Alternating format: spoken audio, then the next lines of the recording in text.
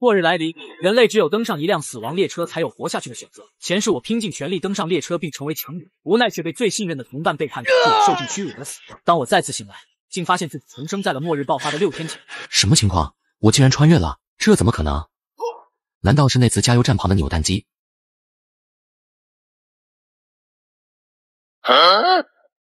难道这就是自己重生的原因？不管如何，既然老天都给了我再来一次的机会，那么绝对没有人能杀我第2次。这个世界还有6天就会走向末日，我得抓紧时间做好准备。提起末日，人们第一时间想到的肯定是水和食物，但是来福很清楚，就算囤积再多的水跟食物，也迟早会有吃完的一天。况且只要足够强大，在死亡列车上可以得到一切，所以现在更重要的是武器。复合弓、钉枪这2样改装一下，威力应该会很大，买了。随后来福又购买了一件防护用具。接下来的时间就是锻炼好身体，然后等待末日的降临了。在死亡列车上，人类根据实力会被死亡列车依次判定为青铜、白银、黄金、铂金、星钻、尊王、超凡7个等级，每个等级有5星。上一世来福的实力已经达到了5星尊王，可惜却惨遭昔日的同伴暗算。而如今来福虽有前世的战斗经验，但是身体已经恢复到了普通人的水平。这回我必须要再次登上死亡列车。还有最后的5分钟，好好享受剩余的时间吧。来福看着窗外来来往往的行人，开始在心中倒数计时。5、4、3、2、1。随着钟声的响起，所有人耳边传来一道机械而又冷漠的声音：世界走向末路，天启重创世纪，人类想活下去就去找寻死亡列车吧，那是你们唯一能够活下去的希望。神经病啊！这是谁在搞恶作剧吗？什么人故弄玄虚？末日开始了。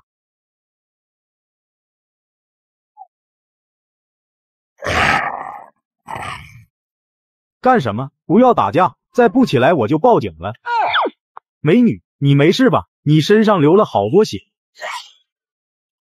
末日刚刚来临，许多人显然不知道发生了什么，更有好事者多半都会是这样的下场。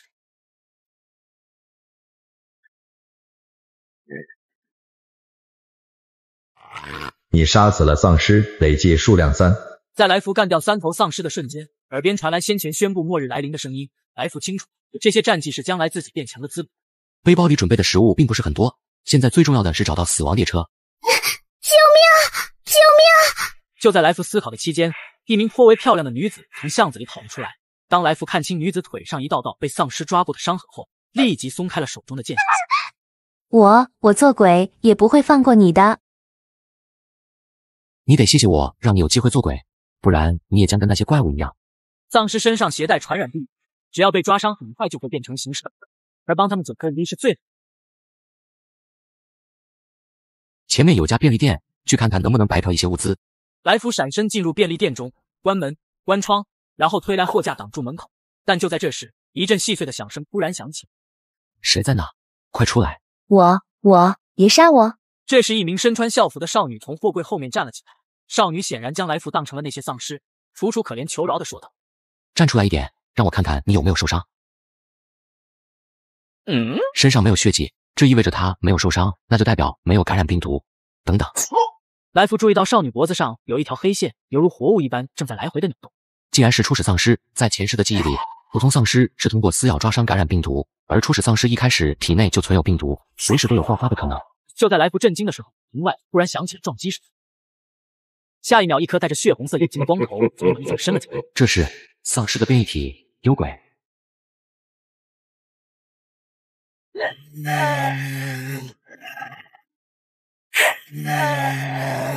这幽鬼虽然只是最低级的变异，但也比普通丧尸结实很多。来福心里一边想着，一边退到货架后，然后突然推起货架，狠狠地撞向幽鬼。没想到幽鬼一声咆哮，来福直接被弹飞了出去。随后幽鬼快速地冲了过来，就在这时，对不起，你迟早都要死，与其变得跟那些怪物一样，还不如死得痛快一些。来福说罢，趁幽鬼还没反应过来，抛开匕首狠狠刺向可可。你杀死了幽鬼，累计数量1，天启奖励绿幽石。这么快就出奖励了，没想到运气这么好。接下来，来福从幽鬼身上取出绿幽石。这绿幽石眼下是没有任何用处，但是等到登上死亡列车后就有大用了。随后，来福将绿幽石收好，又从便利店搜刮了一些物资。本来是想在这里休息一阵的，但现在这么一闹，这里已经不安全了，所以只能另找他地。临走前，来福看着少女的尸体说：“很抱歉，这是末世。”深夜很快降临，经过几个小时的末日洗礼，街道仿佛成了人间地狱，到处都堆积着尸体，血液让地面附上了一层嫣红之色。莱弗拉贤搭建一路斩杀丧尸，半小时后来到了一座教堂前。记得这教堂末日爆发前就很少有人来，想必现在更是没人，不如在找到死亡站台前就把这里当作根据地吧。随后来福便朝教堂走去，但是刚走进教堂的瞬间，来福的肌肉立马紧绷起来。好重的血腥味儿！来福朝四周看了看，发现教堂那一片狼藉，这显然是大闹过一场的景象。这时一滴水忽然滴落，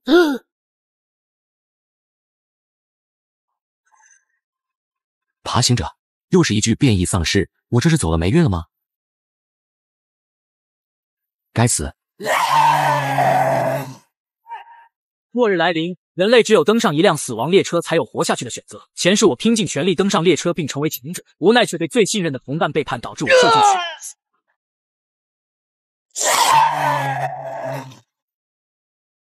该死，这爬行者可比上次的幽鬼强了好几个档次。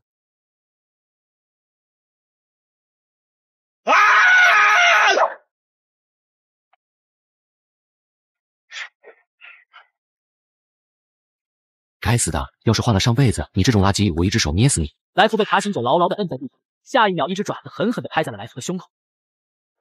要死了吗？不，绝对不能死！好不容易重生了，自己怎么能在这种地方轻易的死掉？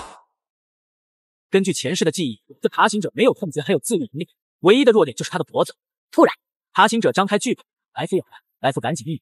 只见爬行者的脑袋重重撞在地上，机会就趁现在！几乎是爬行者头晕的一瞬间，来福抓住机会从腰间掏出匕首，把爬行者脖子刺了过去。我可是来福，曾经被称为夜叉的男人，怎么可能死在你这种杂碎的手里？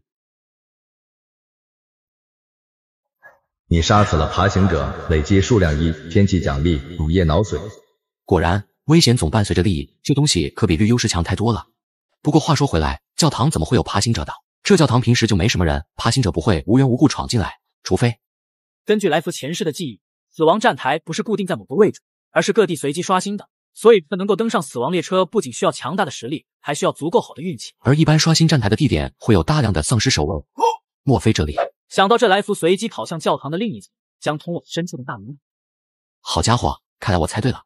来福打开门后，只见一条通道内密密麻麻布满丧尸。如果不出意外，通道后面就是死亡站台，而过去的唯一办法就是冲过去。来福知道事到如今，唯有玩命这一条出路。都给我滚开！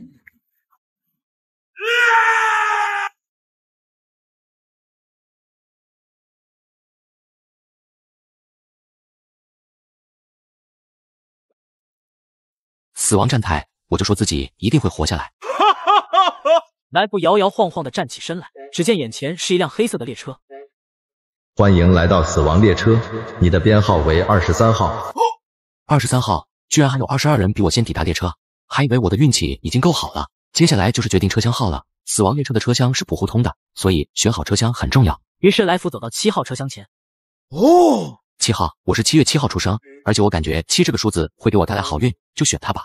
死亡列车的基础车厢没有座位，想要休息只能坐在地上。来福进入车厢后，发现里面也有3人。第一个男人表情淡然，丝毫没有一丝恐惧。第二名男人大概30来岁，身材匀称，肌肉线条明显，很像是那种常年执行任务的老兵。至于最后一个女人，长相还不错，但是表情惶恐，显然内心充满了恐惧。这应该是个走运的废物。来福一边想着，一边往车厢后面的角落走去。那个，等等，你有什么事吗？没有。来福不再理会女人，随后坐在车厢的角落开始闭目养神。不知过了多久，来福被一阵喧闹声吵醒，此时车上又多了一男一女。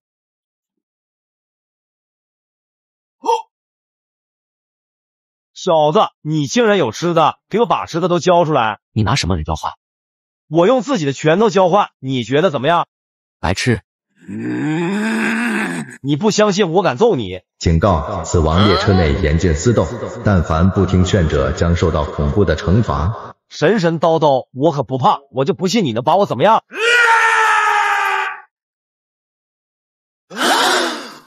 随后，来福将男子的尸体从窗户丢下列车。又过了一段时间，车厢内的人也开始多了起来。欢迎大家登上死亡列车，我将带领大家开启求生之路。列车即将发车，预计6小时后抵达不夜城。发布任务：前往不夜城寻找黄金药剂，找到药剂的乘客才能够重新上车。前3名上车的乘客将获得特殊奖励。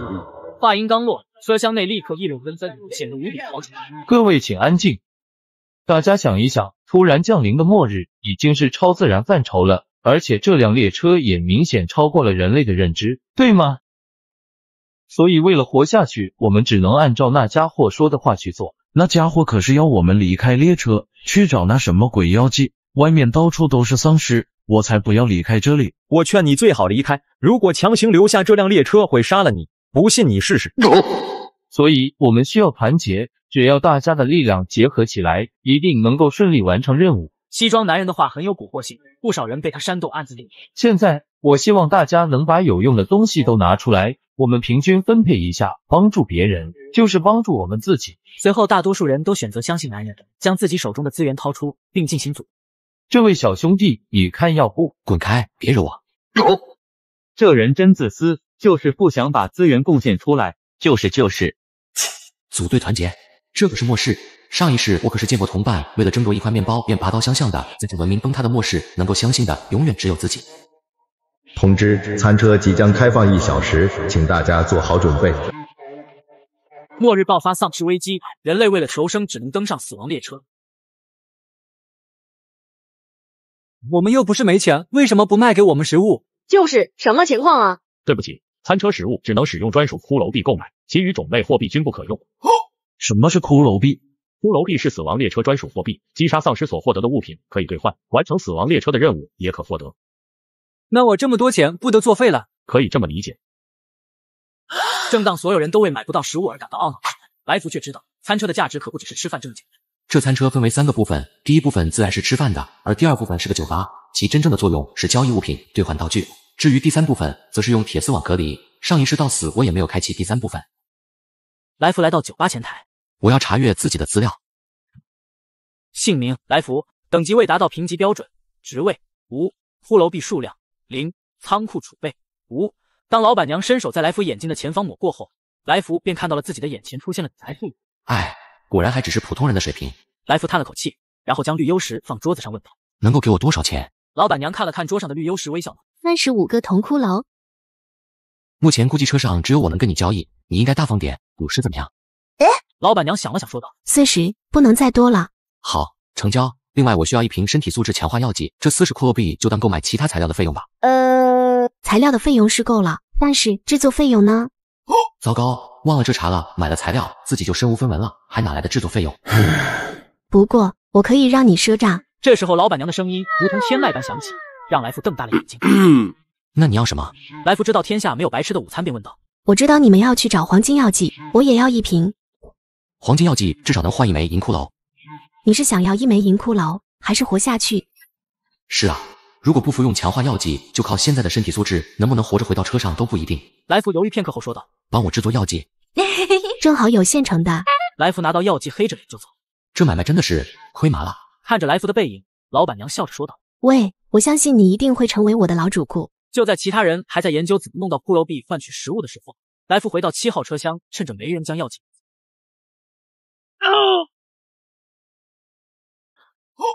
这回生还的概率应该提高了不少。查询资料。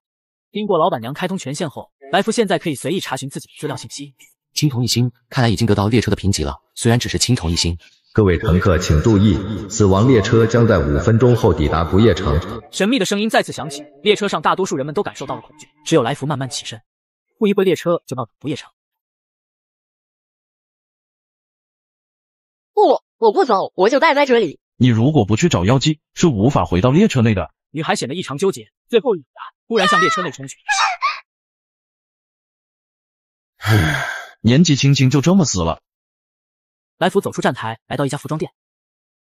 记得上一世也做过这个任务。黄金药剂是康普公司所生产，其总部、研究所、分公司、总裁别墅均能找到。不过眼下得先找个安全的地方度过今晚。食腐者，又是一具变异丧尸。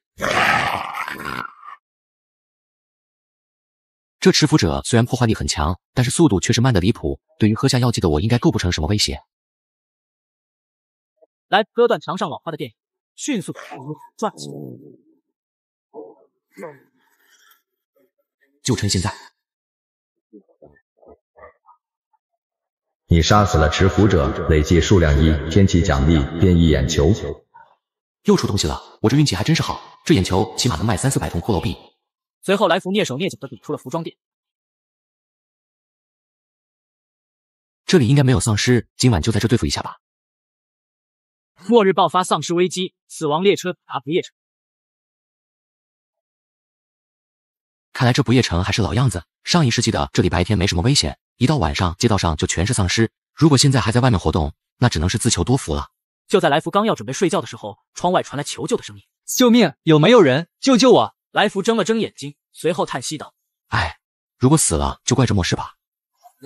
救救我！我知道哪里有黄金药剂，求求你们，谁来救救我！”黄金药剂这么快就有人找到了，不会是骗人去帮忙的吧？尽管来福知道好几处有黄金药剂的地方，但谁能保证会不会被别人先走？于是来福拿起复合弓翻出窗户。快过来！抓住我的手！谢谢，你愿意救我。快，先进屋再说。谢谢你救我，我叫陈晓峰，你是我的恩人啊。我救你并不是因为我是好人，你明白我的意思吗？明白。所以你之前大喊大叫着知道黄金药剂的下落，如果是骗人的，那么我只能让你知道会杀人的不光只有丧尸。不，我真知道，没有骗你。去那边坐下说。距离这里2条街有一家商店，里面有黄金药剂。什么商店？你怎么知道有药剂的？一家保健品店，门口的广告牌写的。写的什么？康普公司顶级生物保健药品黄金药剂庆典3周年活动限量销售。这小子真是走运，自己前世在不夜城找了好几天都没看到过康普公司的保健品商店，这小子第一天竟然就碰上了。睡觉，明天去找黄金药剂。好的，兄弟身手这么好，我们一定能拿到黄金药剂的。来福看了男人一眼，并未多说什么，闭上眼睛继续假寐。你确定是这里吗？确定，兄弟，你看广告牌就在那。既然是售卖，肯定有很多库存，我们可以多拿一点，超额完成任务应该能得到更多奖励吧？应该吧。走。我们这是去哪？不去商店吗？你的意思是直接从正门进去，然后被那些丧尸围死吗？不，我不是这个意思。随后来福看了男子一眼，率先顺着管道爬上房。从这个通风管道应该就能直接通到商店里。抓紧跟上。落地瞬间，来福看了一眼四周，随即眉头一皱，只见周围一共5个金属货柜里摆放的药剂瓶全部都是碎的。全都碎了？不可能，一定不可能，肯定有没碎的。不可能，一定不可能。此时的陈晓峰脸色阴沉，非常的不甘心，而来福倒是面色自若。碎了就碎了吧，本来也没想过这么容易就能找到黄金药剂。就在此时，陈晓峰突然喊道：“快看，这有一道门，说不定这里面有完好的黄金药剂。”说完，陈晓峰便按了下门上的开关。快点开！竟然是贪食者。这贪食者也是变异丧尸，最重要的是这家相当于白银1星的属性。要知道来银金才青铜1星。快撤，离开这里！黄金药剂，那里面有黄金药剂。来福顺着陈晓峰手指的方向望去，只见那扇门后的货柜上果然有一瓶完整的黄金基因药剂。真是棘手，这贪食者力量巨大，能够喷吐腐蚀毒液，每日需要吞噬大量丧尸或者人类。来福皱着眉在脑海里回忆着贪食者信息，突然眼前一亮。这贪食者似乎是被困在那扇门后挺长时间了，这就意味着他已经很久没进食了，所以现在应该是虚弱状态，有的打。怎么办？现在怎么办？快跑，绕着货架跑，把他隔开。既然贪食者已经盯上了陈晓峰，那他无疑就成了一个完美的诱饵，而来福自然可以放心的攻击了。该死，这波攻实在太烂了，等有足够的骷髅币，非得买把道具兵去。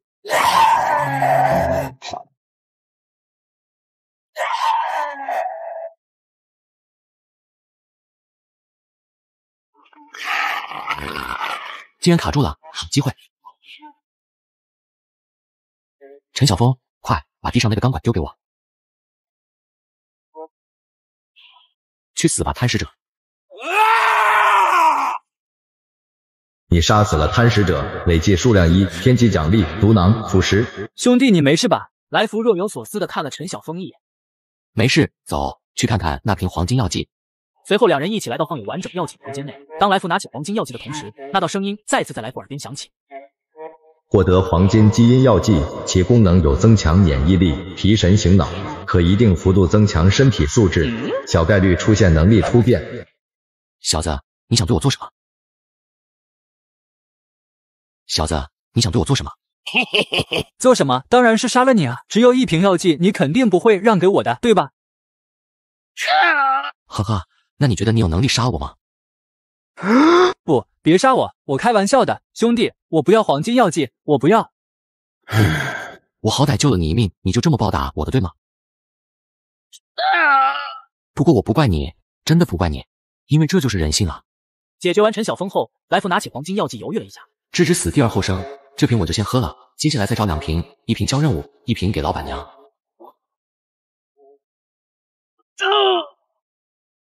身体素质又提升了，不知道等级会不会从青铜1星提升到2星。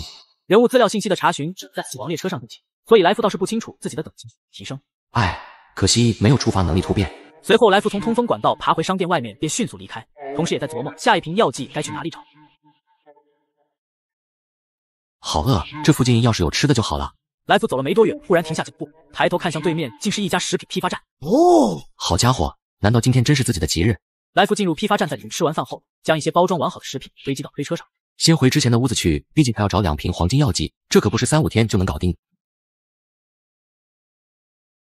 站住！前面的家伙站住！原来还是熟人，朋友，还记得我吗？有事吗？介绍一下，我叫高文，这是秦玉，这是林之涛，这是吴良人，这是甘霖，我们都是7号车厢的。我知道，所以有什么事吗？一个人在这地方可是很危险的，所以我还是就是重提，你要不要加入我们？大家一起也好有个照应。呵呵，然后把食物分给你们，对吧？此时高文顿时尴尬，这的确是他的想法，几人已经饿了很久了。我没兴趣组队，也不打算给你们食物，如果你们想要吃的，就自己去找。你这人怎么这么自私？现在大家都落难了，应该互相扶持才对，怎么就这么斤斤计较？互相扶持？可笑，只怕等我被丧尸围了，你们一个个跑得比兔子还快。你跟他废什么话？小子，今天你不给也得给。怎么，说不通就打算抢吗？就抢你了，怎么样？你还敢动手，我要废了你！哼，不自量力。上啊！我们人都大家一起上啊！你们不想要吃的了吗？上，他不想让我们活，我们自然只能拼了。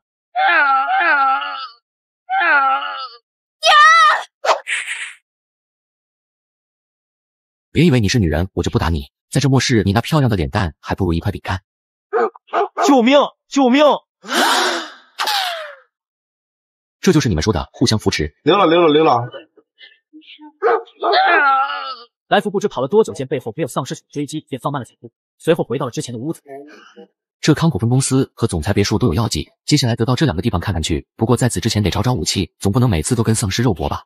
记得这附近就有一家射击俱乐部，应该能搞到武器。目前距离丧尸夜行还有一段时间，现在去应该还来得及。随后来福立即动身前往射击馆，就在来福找到枪械并准备离开的时候，地面竟然开始轻颤起来。末日爆发丧尸危机，死亡列车抵达不夜城。来福与高文一伙人发生冲突之后，去射击馆寻找枪械。不错，有了这个心里的底气，又提升不少。就在来福要离开射击馆的时候，地面竟然开始轻颤起来。突然，来福后方的地面裂开1道缝隙，紧接着一只猪便从裂缝中探了出来。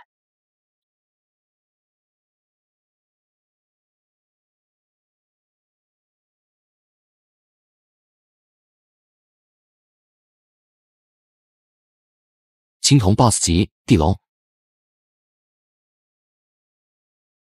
末世降临，除了丧尸横行之外，许多远古物种也复苏醒来，而地龙就是其中之一。来福前世也遭遇过地龙，所以很清楚它的弱点。这地龙速度一般，攻击模式为舌头伸展、撕咬，弱点是它的眼睛和腹部，但较为麻烦的是它会钻地。来福边打边退，高科技机枪的坦克和地龙后，忽然巨人身形重撞，在地上挖开一道大洞钻了进去。但来福脸色不变，因为他早就猜到了地龙会钻地。两眼失明，地龙彻底成了瞎子，没犯。而来福也是仇敌急鬼，开枪扫射。你杀死了地龙，累计数量1，天启奖励地龙鳞、地龙牙、地龙爪。果然，主角的运气向来都是不错的。来福将东西收好，便迅速离开射击馆，回到了自己作为据点的屋子。今晚就先好好睡一觉，明天去康普公司总裁的别墅看看药剂还在不在。第二天下午，来福来到一处别墅前01922，没错，就是这里了。希望一切顺利。进入别墅后，来福看着墙上挂着的一幅照片说道：“史密斯·戴维斯，康普分公司的总裁，果然和前世的记忆一模一样。那么，根据前世的记忆，黄金药剂应该是在3楼的保险库里。”接着，来福端起枪，慢慢的朝3楼走去。进入3层，来福很快就在史密斯的书房找到了保险库。来福将保险库门锁打坏，立刻蹲下，只见天花板上打开了2道裂管，2杆悬挂的机枪忽然就从裂子中降了下来。机枪扫射过后，只见侧面的墙壁同样很暗，忽然打开后，2头丧尸犬便冲了出来。还好我早有准备。来福小心翼翼地将门打开，随即便看到里面放着一些珠宝，还有现钞。银子在末世就是一堆废品，难道还能指望丧尸卖东西给我不成？来福直接无视了这些东西，而是将目光落在了一个盒子上。哇哦！黄金药剂果然还在。随后来福收好黄金药剂，又看了看天色，时候不早了，现在回去恐怕会赶上丧尸夜行，而且周围的丧尸也清理的差不多，今晚就暂时住这吧。接着来福靠墙壁坐着。这里竟然也有暗门。来福进入暗门往深处走去。这桌上貌似放着什么机密文件，也许能有新收获。来福走到桌前，翻看着桌上的文件。5月1号，实验体4号采试仲裁者竟然实验成功了，将近1年的努力终于有了回报。不过实验室表示其仍有缺陷，需要继续完善。10月2日，实验体7号黑金仲裁者完成，一切测试完美，总部欢欣鼓舞。接下去就是跟军方接洽了。如果谈判成功，不光能得到巨大的财富，还能让公司的名望更进一步。什么鬼？这东西像是某个实验的记录。看这黑金仲裁者又是什么东西？来福不由对这玩意来了兴趣，接着眼睛一亮，这些文件的下方还压着一把钥匙。这难道是那所谓的实验室钥匙？有点意思。如果有可能，真想去这实验室看看黑金仲裁者到底是什么东西。而且既然是康普公司的实验室，也许有黄金药剂也说不准。但是光有钥匙也没用啊，谁知道那实验室在什么鬼地方？我知道了，原来是那个地方。记得在不夜城的西南面有一块被康普公司买下的地皮，其中有一片区域被铁丝网隔开，挂着禁止入内的牌子。当初就觉得那地方有些古怪，现在看来我是有必要去那走一趟了。之后来福确认没有遗漏下重要东西后，便返回别墅。此时天色已黑，窗外隐隐传来丧尸蹒跚走过街道的声音。来福将窗帘拉好，闭上眼睛开始休息。次日，来福来到被封锁的那片区域，只见铁丝网不知被谁剪开了个大洞。难道已经有人来过了吗？末日爆发丧尸危机，来福为了寻找黄金药剂，抵达一处禁区。难道已经有人捷足先登了吗？看来得抓紧时间了。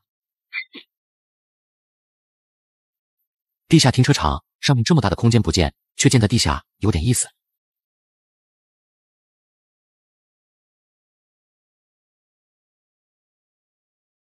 谁在那？又是爬行者。上次因为没有枪械，所以击杀起来很困难，现在倒是不足为惧。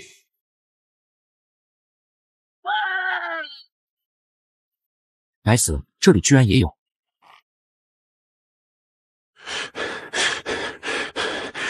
真是好险！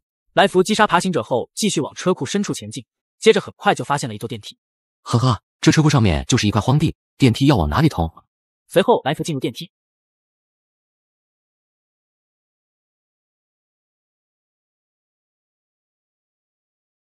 果然，看来我猜对了，这里大概就是那所谓的实验室了。来福走向大门，本以为自己手里的钥匙可以开启，但事实是想错了，这就是一扇纯粹的电子门，根本就不用钥匙。哎，那就只能用老办法了。警报！警报！内部设施遭受破坏，防御系统启动。警报声刚刚停下，两侧的墙壁忽然伸出了2枚圆形的巨石刀，来福立刻向后退去，只见刀片不断旋转，向前而来。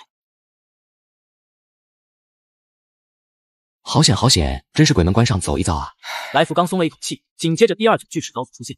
这个高度倒是没什么危险，只需蹲下就没事了。正当来福感到庆幸的时候，刚才那第1排的刀片竟然折返回来，形成前后夹击之势。跳起来，上面的空隙绝对不足以躲过第2组刀片，蹲下又会撞到第1组，只有趴下才行。来福迅速狼狈地趴在地上，旋转的刀片几乎贴着来福的头皮掠过，来福勉强又躲过一击。而此时居然还有第3组刀片伸出。我靠，这该怎么办？跳不能跳，蹲不能蹲，现在连趴下也不行啊！就在这时，实验室的大门突然开了一道小口，看来只有拼了。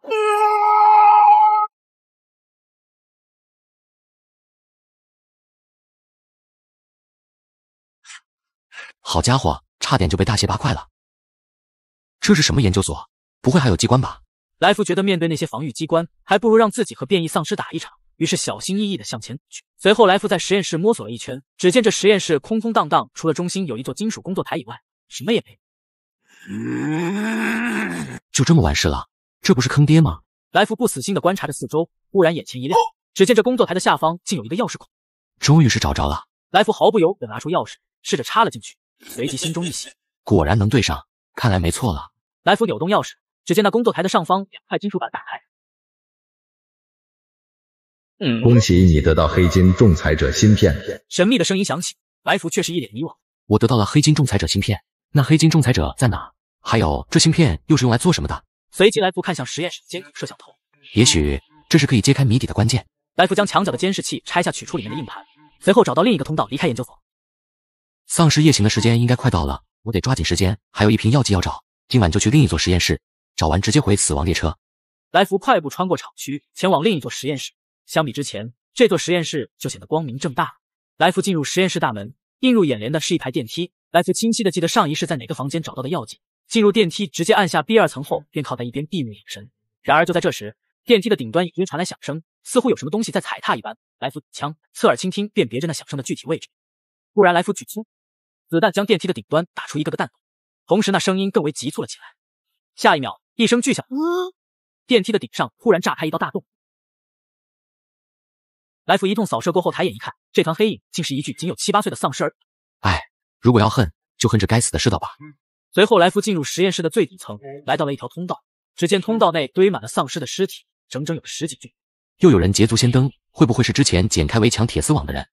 末日爆发丧尸病毒，我为了寻找黄金药剂，前往实验室的最底层，随即看到10几具被放倒的丧尸躺在通道内，于是我小心翼翼地向前方摸索过去。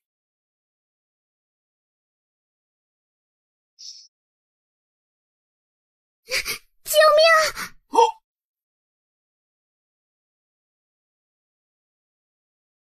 还真是冤家路窄，这不是高文那伙人吗？快，得找点绳子之类的东西。靠，你让我上哪找去？试试枪，把枪递过去。甘霖，快抓住枪！不行，还差一截，快抓住衣服！我要射击了，我们走。那甘霖怎么办？已经救不了了，就不要浪费时间了。前面还不知道有什么危险，再说带着这个女人有什么用？除了浪费我们精力去照顾她，她还能帮什么忙？高文，你混蛋，你不得好死！对不起，你先顾着你自己吧，我们走。甘霖望着高文几人远去的背影，眼里充满绝望。仅凭他手里的一把手枪，是绝对抵挡不住侧蹒跚而来的丧尸。唉，我的生命只能到此为止了吗？甘霖举起手枪，大大的眼睛里充满不甘。嗨，我们又见面了。是你竟然也来这里了？怎么，来看我笑话吗？就在这时，来福突然双脚倒挂，向甘霖伸出双手。怎么，不想活吗？为什么救我？救你当然是有理由的。啊，先找个安全的地方。来福说完向前走去，甘霖犹豫了一下后，又跟了上去。你们不是说好的互相扶持吗？他们怎么把你丢下了？此时甘霖低头沉默。是啊，自己真傻，信了他们的话。事实证明，大难临头，为了自己活下去，任何人都能做出任何事情。你不是想组队吗？现在我可以和你组队。什么意思？你到底想做什么？你们是来找黄金药剂的吧？我可以很明确的告诉你，这里的确有黄金药剂，不过只有1瓶。那么你们4个人应该怎么分呢？唉，他们已经抛弃我了。你可以回去找他们。找他们？我懂了，你是想让我离间他们，然后浑水摸鱼。聪明，反正你们谁拿，其他人都不会满意。既然如此，还不如给我。这对我有什么好处？我凭什么帮你？因为我救了你，而且凭你自己的能力，根本无法离开这里。那我可以归队，没有非要帮你的必要。哈哈哈，那你觉得你归队后，他们不会再次把你丢下吗？会不担心你报复他们吗？甚至心狠一点，还有可能想办法杀了你。甘霖脸色惨白，因为他也无法确定高文几人会不会这么做。好，我去。那你可不可以帮我也弄1瓶药剂？不可以。来福果断拒绝。因为你没有足够的代价让我帮忙。甘霖咬牙沉思，忽然好像做出了什么艰难的决定。只要你帮我，你想怎么样都可以。来福打量了一下甘霖，不可否认甘霖的确很漂亮，身材也很好，但来福依然说道：我对这些没有兴趣，更不会为了这个去拿自己的生命冒险。不过我可以告诉你一个有药剂的地方。呵呵呵，能不能拿到你就不管了，对吗？没错，所以你要不要去，一会可就没时间了。开枪！高文等人互相配合，很快到了通道的尽头，几人警惕地打量着四周。这时后方突然响起了清晰的脚步声。别开枪，是我。你是怎么回来的？那个桥下正好有个管道，我勉强能爬进去。丧尸不会爬行，所以我利用管道钻出来了。原来是这样，没事就好。你要明白，我们之前也是逼不得已，你明白我的意思吧？没关系，我一个弱女子自己也离不开这里，所以我现在只想归队。你能这么想，那真是太好了。我们走吧，我和无良人前面开路，秦玉和你负责警戒后方。好。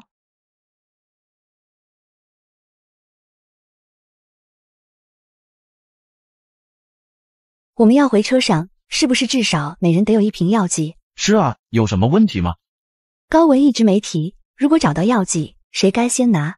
你什么意思？我知道数量不够，我肯定没份。我一个弱女子，全凭你们保护，不敢奢求药剂。但是你甘心让高文先拿吗？他是队长，先拿也应该吧？呵呵，队长，他也就耍嘴皮子能耐。枪店那头变异丧尸是无良人杀的，水跟食物是你找到的，凭什么他先拿？好像是这么个道理，大家都在玩命，他有什么资格先拿？快跟上，你们磨蹭什么呢？走出通道，几人来到一间仓库，只见里面摆满了黄金药剂的货柜，只不过上面的药剂瓶全都是碎的。搜，找找有没有完整的。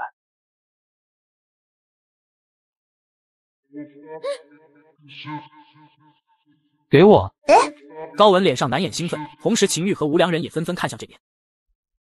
三人同时盯着甘霖，就像饿极了的狼。我没说不给，但就一瓶药剂，我该给谁？给我。我的意思是先给我保管，等会我们再找其他的药剂。当然，既然组队，先拿到的也应该帮助其他人。对，我就是这么想的。放心，我们大家都会有份的。但凭什么给你？我觉得秦玉和无良人的功劳都比你大，按道理应该让功劳大的人拿才对。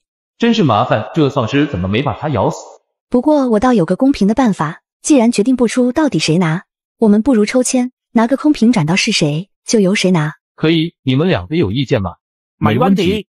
随后几人围成一圈，甘霖则拿一个空瓶放在几人中间。看，说到底，最后还是我，这回可以把药剂给我了吧？末日爆发丧尸危机，高文等人在仓库找到黄金药剂，奈何药剂只有一瓶。为了公平起见，几人玩起了抽签。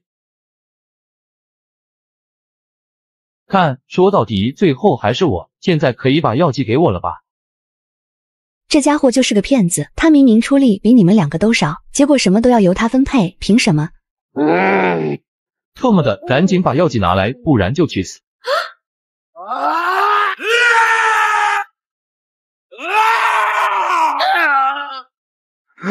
高文，你竟然杀了队友！打死他无良人，他就是在利用我们，你不杀他，等会他就要杀了我们。无良人略显犹豫，心存善良的他只是朝高文脸上开了一枪，然而下一秒高文抬手，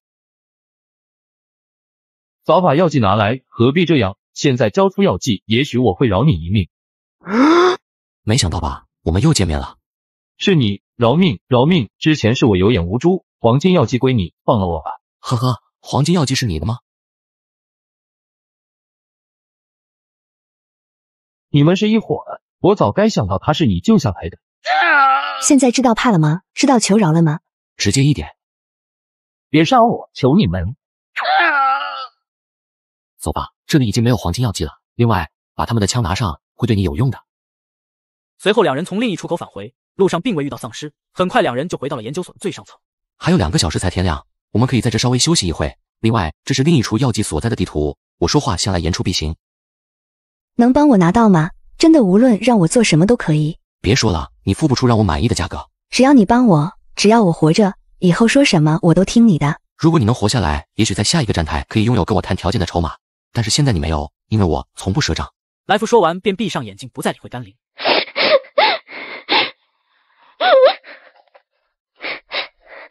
为什么会变成这样？好好的怎么就突然世界末日了？我只想好好活着而已。甘霖哭着宣泄着自己的情绪，不知过了多久，也许是哭累了，便沉沉睡去。来福则是在一旁始终保持着警戒，直到天亮。唉，希望你能好好的活下去吧。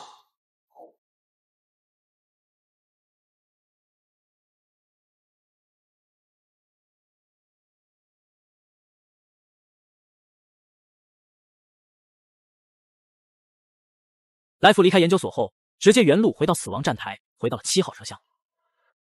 恭喜你完成任务，回到死亡列车。由于你是第一个回到车上的人类，所以将给予特殊奖励，请在餐车开放后前往领取。记得这死亡列车在第一站停靠的时间是15天，所以任务完成的时间越短，就越有充足的时间休息。至于第15天才上车的人，基本上就只能休息几个小时了。而现在只过去了1周，也就是说我还有8天的休息时间。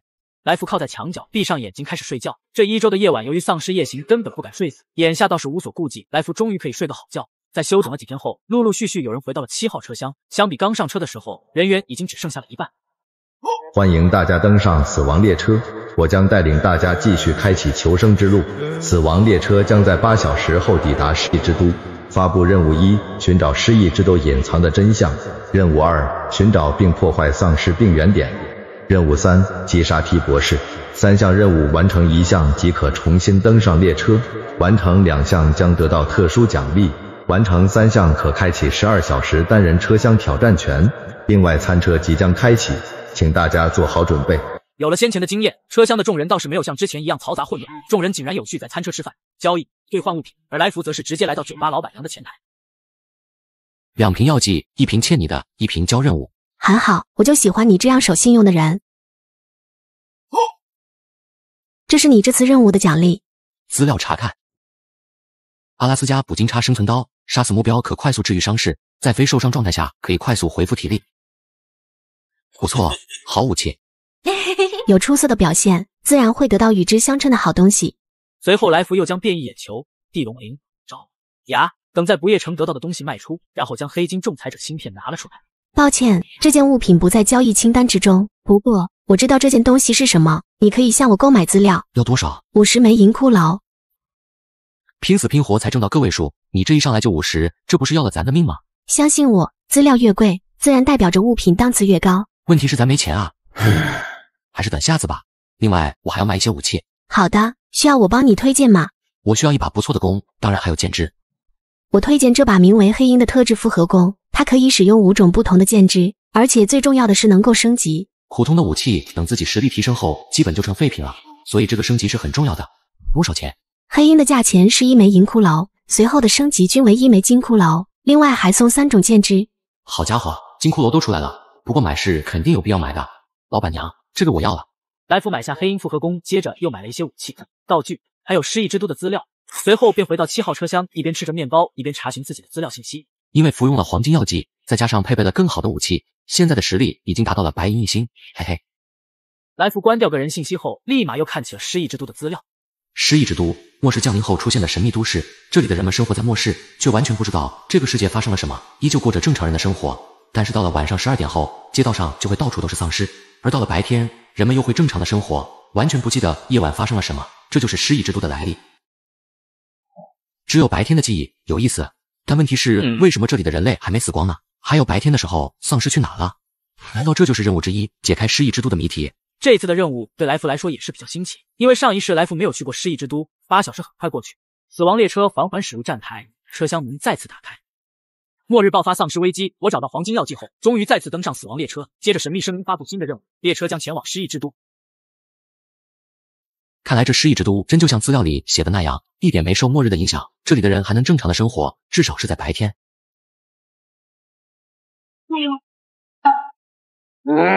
狗崽子！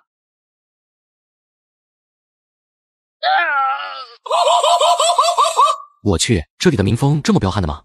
失忆之都的混乱无需来福士领教到。此时天色接近傍晚，来福决定先找个地方住下。我需要一个单人间，请问还有房吗？当然，一晚上150块。竟然还要钱？废话，你怕不是个傻子吧？差点忘了，这里的人并不知道末日的到来，而是仅凭有限的记忆过着正常的生活。行，150块，没问题，请稍等一下。随后来福离开旅店，随意的拦住一名路人。兄弟，借你的钱包用用。既然失忆之都秩序混乱，之前还出现了当街杀人的一幕，那么我抢个劫应该不犯什么毛病吧？眼前男子浑身颤抖，把钱从钱包里都拿了出来，然后将空钱包递给来福。我靠，智障啊！不好意思啊，我现在不想借钱包了，还是借钱吧。那个，我的钱包比较值钱。钱包你自己好好留着吧，谢谢，再见。来福重新回到旅馆，将钱放在女人跟前，顺便还多加了100块。一个单人间，再麻烦随便送点吃的过来，多的就当小费了。好的，没问题。夜晚来临，来福站在窗边，只见街道四周出现许多丧尸，步履蹒跚的走在街上。白天是无序的犯罪之都，夜晚是丧尸横行的末日，两者之间有什么联系吗？先不管这些，这里正好有电脑，之前在实验室拿到的监控器硬盘，或许现在可以研究研究。来福将硬盘连接到电脑上，随后视频开始播放。只见工作台上躺着一个人被绑手脚，痛苦的悲鸣。我靠，活体实验，拿人类做活体实验，无疑是惨无人道，绝不允许的。这康普公司背地里竟还干着这种天怒人怨的勾当。来福接着看视频，只见研究人员焦急地将工作台上的人类装进一个金属箱子里。这时突然一群丧尸冲了进来，将研究人员全部咬死。一名研究人员在临死前将仲裁者芯片丢进了暗格里。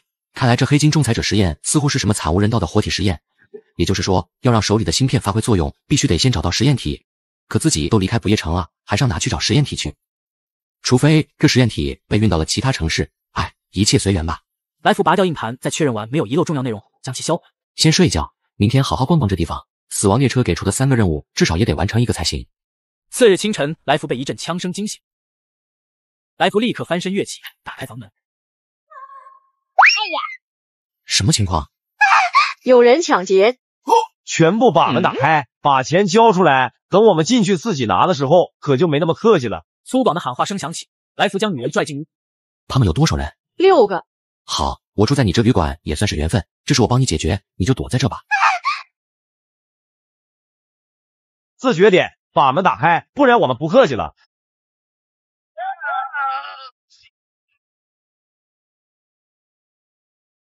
奶奶的，拿支小枪跟我开火！出来啊，有种出来啊！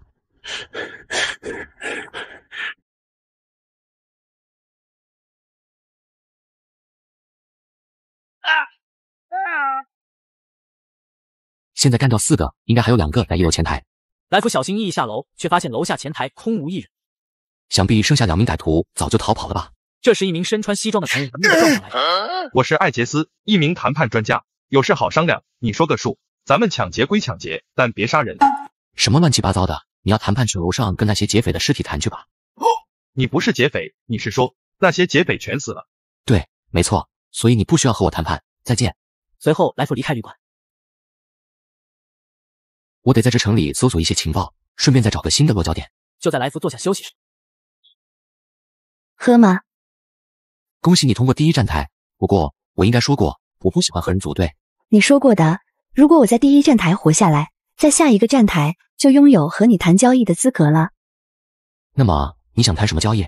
记得死亡列车发布的3个任务吗？第2个任务是前往失忆之都，寻找并破坏丧尸病原点。你有什么情报吗？我目前没有情报，不过我知道哪里可以拿到情报。作为交换条件，你拿到情报后需要跟我共享，并且奖金平分。什么奖金？你得先告诉我接受这个条件吗？可以，如果真的能够拿到情报，我可以跟你共享。在第5大街有间修理厂，那里有个家伙说自己见过丧尸聚集，我询问他具体的情况，他非让我参加一个比赛，只有我赢了才告诉我。什么比赛？一种自行车竞速赛，从指定位置出发，第一个到达终点的人作为胜者。自行车竞速有意思。就是如此，我参加了1次失败了，并且我知道以我的能力不足以赢下比赛，所以我带你去参加，赢了之后共享情报。好，交易达成，带路吧。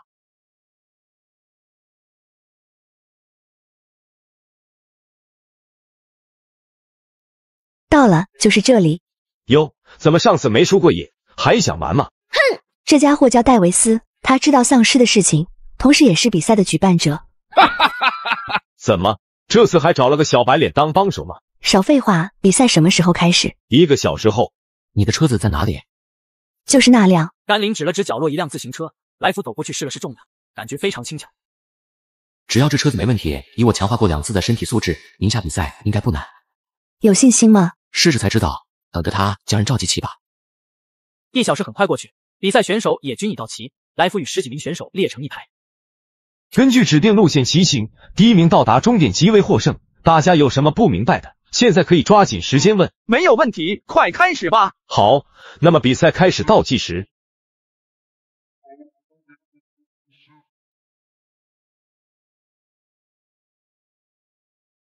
倒计时结束的瞬间，10几名车手飞速冲了出来，而来福直接被拉开了一大段距离。这小子看来是个新手。是啊，还以为又多出个竞争对手，原来是个菜鸟而已。这比赛的奖金就由我收下了。哎，好久没骑自行车了，毕竟得先适应下。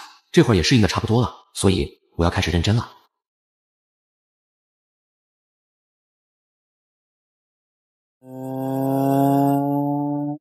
哼。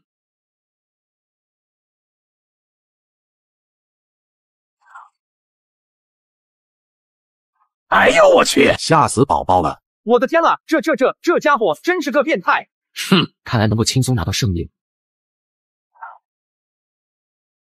嘿嘿嘿嘿，小子，光靠速度快可是赢不了。好家伙，跟我玩这一套是吧？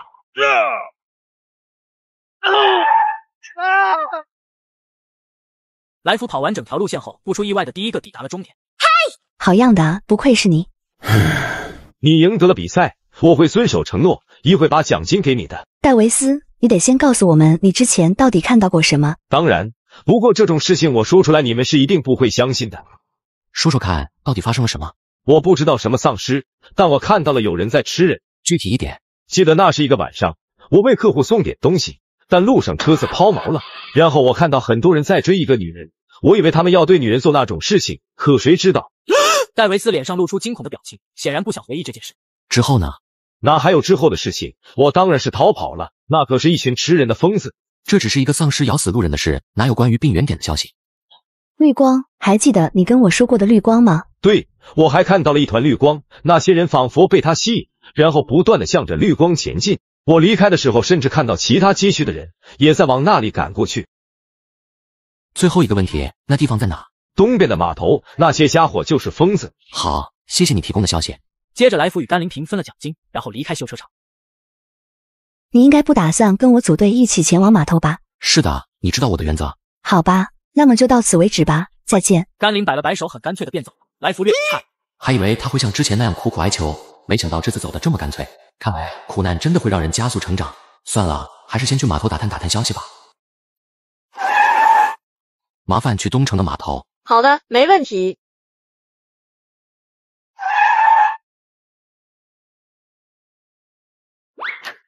干什么的？这里不许随便进，要提货先登记。不提货，我就是路过来参观的。哼，这破地方有什么好参观的？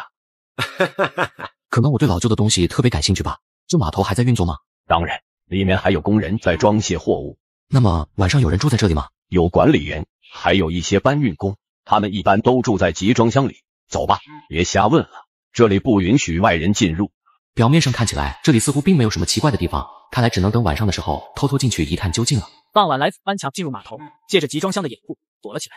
很快夜晚来临，来福躲在高处向下望去，只见集装箱的后面缓缓走出一群丧尸。这丧尸是出现了，但是那道绿光呢？启动夜视功能。护目镜夜视启动，来福视角顿时变得亮起来。就在这时，远处一道绿色的光芒突然展开，所有丧尸都朝着绿光的方向走去。这难道就是所谓的丧尸病原点吗？我得去更近的地方探查一下。来福刚想下去，突然发现一道黑影朝着自己这边窜了过来。来福仔细一看，那黑色的影子终于显现出来，只见他身上覆满灰色的灵纹，竟是一变异丧尸。夜之子，白银异星变异。末日爆发丧尸危机，我去码头寻找丧尸点源，不料竟遭遇变异丧尸夜之子。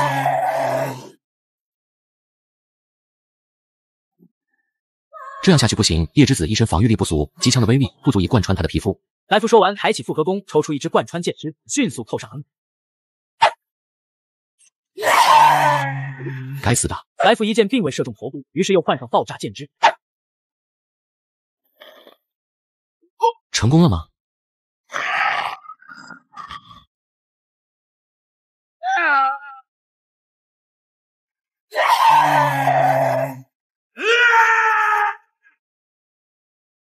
奶奶的，我们两个只能活一个，但是我相信那个人肯定是我。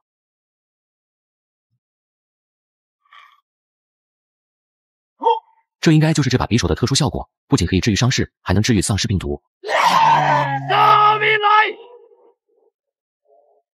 你杀死了夜之子，累计数量1，天级奖励暗夜之心，毒素脑液。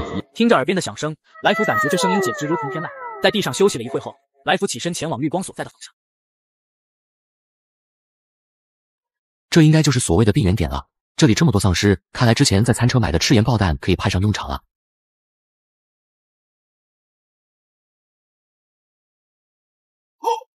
恭喜你摧毁一处丧尸病原点，完成任务2。任务的完成并不是结束，病原体被破坏让聚集而来的丧尸异常恼火，来福瞬间成了那些丧尸追捕目标。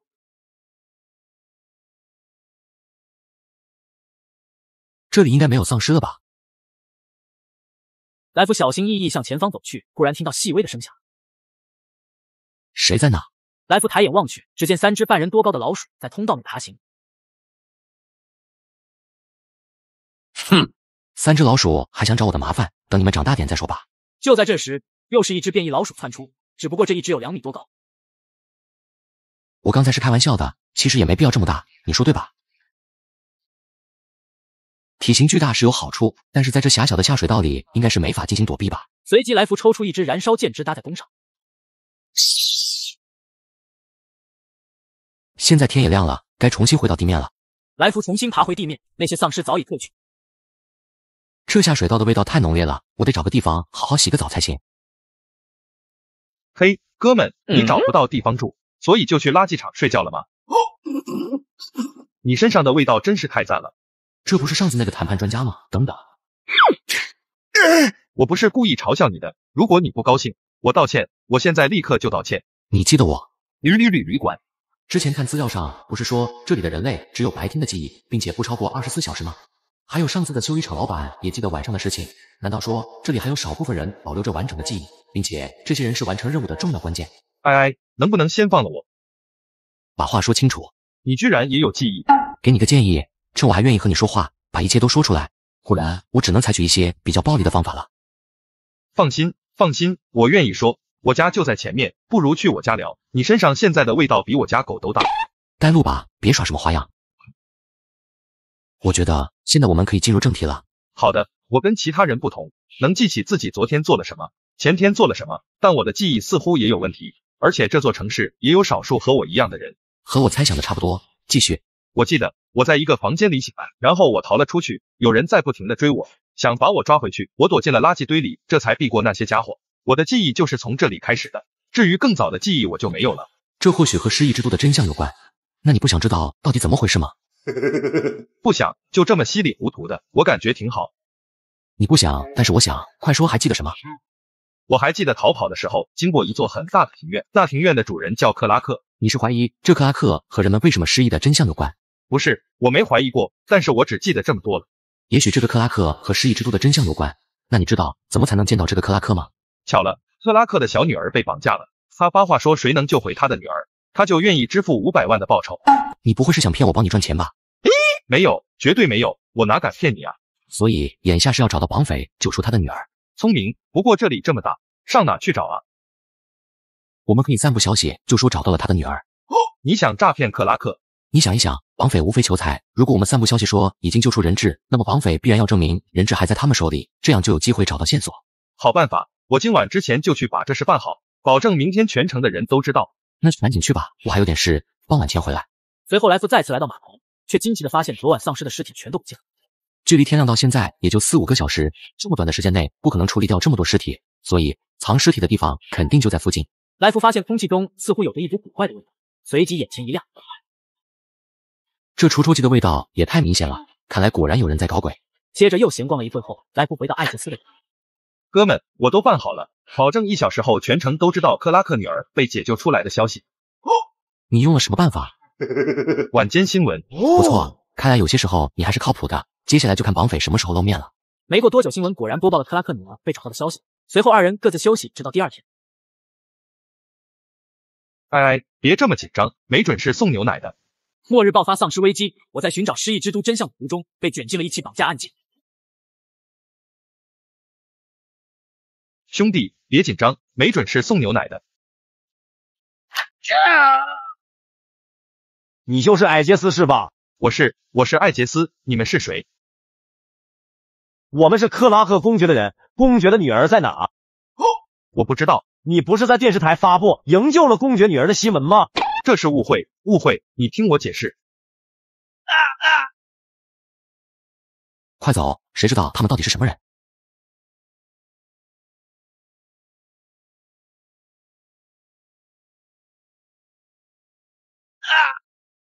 走，快上车。什么情况？你发消息的时候没有匿名吗？我匿名了，我告诉电视台的人，让他们别告诉别人我的名字。你是猪啊？那克拉克看了新闻就不会去电视台问吗？开快点，再开快点！这破车只能这么快，我已经死命踩油门了。那就狠狠的撞他。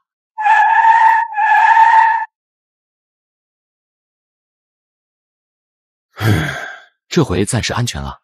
安全只是暂时的，现在我们该怎么办？现在只能暂时躲起来。你有什么好地方吗？有，那地方也许安全。那就走吧。谁呀？敲什么敲？尼克，你得帮帮我，我有麻烦了。我当然知道，而且还是大麻烦。快，先进来再说。兄弟，你可真有种，竟然敢绑架克拉克公爵的女儿！开什么玩笑，我才没干过。这是今天早上传来的消息，说你绑架了克拉克的女儿，然后假装将他的女儿救出，从而骗取奖金。这消息是哪来的？克拉克公爵今天放出的消息，说谁能将你带到他身边，就能拿到50万。这资料上的照片是克拉克的女儿吗？是的，据说是最初绑匪为了证明公爵女儿还活着，所以拍的照片。艾杰斯，我们得走了。去哪？我们得躲在这里才行。你们哪也去不了，直到我通知公爵的人赶过来。这就是你说的安全的地方吗？我说的是也许安全。少废话，坐着不许动。就在米克掏手机准备拨打公爵电话的时候，埃弗突然等等，放过他吧。能出卖你一次的人，绝对会出卖你第二次。这世界上能相信的只有自己。不管怎么说，他以前很照顾我。好吧，反正他出卖的人是你，你说了算。随后二人将米克捆了起来，重新上车。刚才看克拉克女儿照片上的背景，好像是一间存放贵重物品的仓库。拜托，这城市有多少座仓库，你知道吗？不，我的意思是，可能是某个富豪的私人仓库，或者是展览馆之类的仓库。前者的可能性太多了，后者的话，这座城市的确有一间展览馆。那我们就先去看看再说。这地方似乎很久没人进出过了，咱们是不是找错地方了？哼，没人进出，不是正好藏人吗？有道理。怎么了？有声音。没听到有声音啊。来福并未理会艾杰斯，因为经过2次的身体强化，来福的五感早已超过普通人类。两人继续向前，很快来到一具石棺处。这是什么？我怎么知道？我又不是考古学家。就在这时，石棺前方的盖板突然松动，快让开！钢铁卫士，白银一星变异丧尸，还真是出现了相当麻烦的存在。好汉饶命，有话好说，不要动刀动枪。快点离开那里！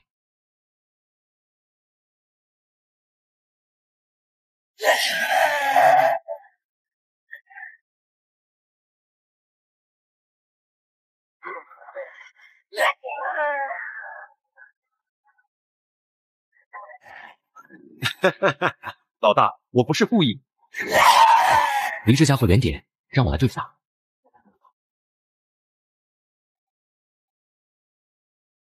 你杀死了钢铁卫士，累计数量1，天启奖励银色弯刀。走吧。这到底是什么怪物？三言两语很难解释清楚，总之小心一点，跟在我身后。我觉得我们还是跑吧，这地方有怪物啊。外面有克拉克的人，你觉得是被他手下打死好，还是被怪物砍死好？反正就是没活路了，是吗？我肯定是打算继续往里走，你可以自己看着办。等等我。随后两人又经过了几个展览厅，期间并没有再遇到丧尸。如果真有绑匪，可能不会在展览馆内，我们去存放展品的仓库找找。等等，我们找错路了吧？怎么说？刚才进来的时候，记得展览馆后方还有几座建筑，我觉得仓库多半应该在那里。走，去后面看看。接着两人迅速离开展馆。看这牌子，这里应该就是仓库了。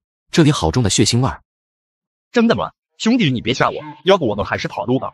来福并未理会，而是直接走进仓库。我走进了一个仓库。这里好重的血腥味儿，小心点。我们可能找对地方了，这里的背景跟之前照片上的非常像。跟紧我。你瞎叫什么？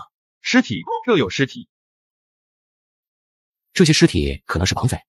怎么说？自名孔武有力的男人，有枪，还在一间荒废的展览馆仓库内，很符合绑匪的身份。最重要的是你说过，绑匪在勒索过克拉克之后便没有消息了，所以我觉得，因为他们全死了，所以没有消息了，对吗？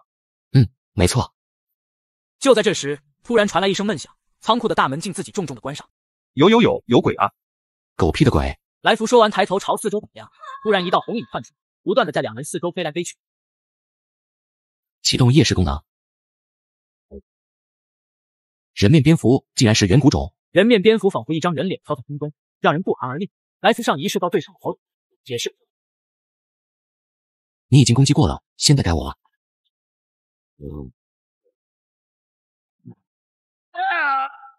人面蝙蝠撞在来福身上，来福用力将其释放出来。现在你完了。人面蝙蝠在地上不断挣扎，忽然发出一声尖响。声波攻击竟然忘了这茬了。来福转头望向艾杰斯，只见他脸色极为难看，躺在地上抽搐。看来又要你死我活了，那就来试试吧。随着蝙蝠的尖笑加剧，来福也是更为愤怒。即便如此，来福还是拔出根哈魂刺入蝙蝠体内。没人能杀得了我，我会走得更远，而你只能死在这里。来福一刀刺入蝙蝠身体，整整捅了蝙蝠数万个透明窟窿，最终人面蝙蝠终于一动不动。恭喜你击杀人面蝙蝠，天启奖励远古蝙蝠血。随着神秘声音的响起，来福双腿一软，直接瘫倒地上。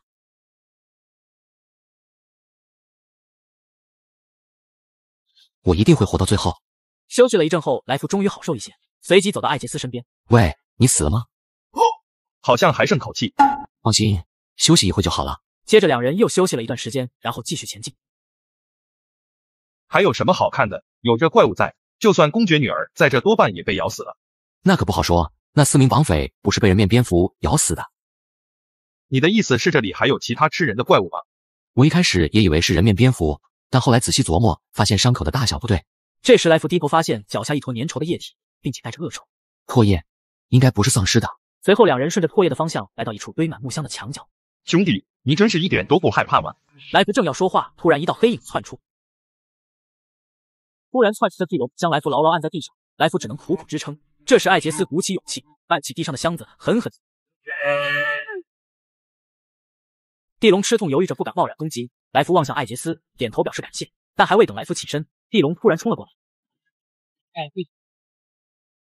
地龙连带着来福一起撞进墙后的密林，一人一龙都被撞得七荤八素。醒醒，来福，现在可不是睡觉的时候，你还不能死在这。来福凭着强大的毅力，一步一步挪到地龙身前，利用吸血石优势，在地龙身上血花，同时也在恢复着伤势。而此时大量的失血让地龙变得无比虚弱。现在该给你最后一击了。喂，你没事吧？没事，只是没想到这墙后竟然是个密道。快看，那边墙上好像有个开关。来福看向艾杰斯手指方向，只见不远处的墙壁上有一个红色按钮。这不会又是什么机关吧？等等，艾杰斯按下开关后，墙壁竟然缓缓升起，墙后是一大片空间，里面密密麻麻足有几十人，仿佛机械一样搬运的箱子。什么情况？他们都傻了吗？看起来都麻木了。来福把箱子放在地上，掏出匕首准备将其撬开。竟然是丧尸病原。来福短暂的惊讶过后，又有些兴奋。看来我已经无限接近失忆之都的秘密了。喂，快过来，这是克拉克公爵的女儿。来福蹲下打量着小女孩，只见她面无表情，一动不动的站着。确实跟照片里的差不多。艾杰斯，把她扛走，那是活的就行。克拉克也没说带回去一个傻了的不算。正在这时，一个声音忽然响起：“你们是谁？为什么在这里？”来福抬头一看，只见远处一名身穿防护服的男人警惕地看着自己，同时手正慢慢地伸向后腰。这人身穿防护服，没像其他人一样变得麻木，而且腰间可能有枪，大概是这里的看管者。问你们话呢，没听见吗？一面墙壁的背后隐藏着一大片空间，数十名表情麻木的人搬运着箱子。来福二人在这里找到了被绑架的小女孩。就在两人准备离开的时候，身后竟出现一名身穿防护服的男人。问你们话呢，没听见吗？来者不善，看来只有先发制人。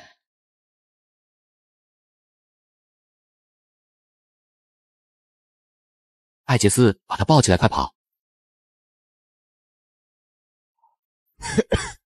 呼叫总部，有人入侵，有人入侵，请求快来支援。现在怎么办？一直往前跑，这地方肯定还有别的出口。站住，不要跑！来福二人一路狂奔，果然在前方找到了一条通道。这些家伙还真囚禁着人类当奴隶。先跑出去再说。穿过牢房是另一片空旷的大厅，跟之前的几乎一模一样，同样堆满了装有丧尸病原的箱子。去附近看看，如果是和之前的大厅一样，这里的墙壁肯定也有开启的机关。快给我追！快过来，我找到了，这边有按钮。墙的后面就是展馆仓库，随后两人飞速逃离。上车，立刻离开，去找克拉克公爵。你不一起走吗？得有个人留下来吸引他们的注意，而且接下来的事情跟你无关了，带着克拉克的女儿去换取奖金吧。可是，别可是了，一会儿等他们追出来，我们谁也跑不掉。艾杰斯咬咬牙，随后便抱着公爵女儿圣旨。艾杰斯是来福见过为数不多的好，是自己强行拉他入职，并且危急关头还奋不顾身的出手相救，所以来福决定留下吸引鼓励。目前爆炸剑只所剩不多，枪也不知道掉在哪了，所以吸引完火力，我得赶紧开溜。在那边。来福一溜烟跑到了一个小巷躲了起来，虽然可以用爆炸剑枝将他们全炸死，但来福打算节省弹药，并且还想抓个活的，打探一下情报。队长，这有好多项目，怎么办？分开搜。是。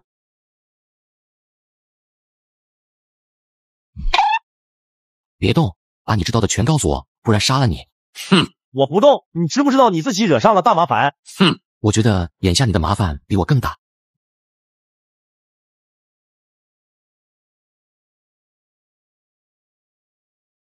你不是我的对手，我劝你还是乖乖听话。小子，我觉得话还是不要说的太满。吞噬者，白银5星变异丧尸，得趁他没有彻底变身前击杀才行。